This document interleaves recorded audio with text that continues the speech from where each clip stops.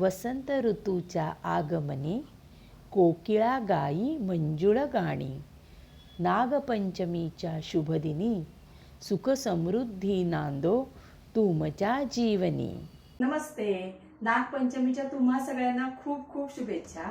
आणि आज मी नैवेद्याला काय काय बनवलंय तर ते तुम्हाला दाखवते. तर चला. खोबऱ्यामध्ये गूळ घालून सारण तयार केलं आणि तांदळाच्या पिठाला उकड काढून त्याच्या पातोळ्या करून घेतल्या आहेत. तर मला हळदीची पानं मिळाली नाहीत म्हणून मी केळीच्या पानांमध्येच ते वाफवले आहेत. आणि अजून नैवेद्याला मी वरण केलं होतं आणि भात केला होता आणि सफेद वाटाण्यामध्ये बटाटा घालून उसळ केली होती. तर आता ना मी नैवेद्य वाढून घेणार आहे आणि देवाला दाखवणार आहे. पण आमच्या इकडे ना तळणीचे पदार्थ केले जात नाहीत म्हणून मग भजी, मिरची किंवा पापड मी तळला नाही आहे. आणि ही आमच्या गावच्या नागोबाची पूजा केलेली. थँक्यू.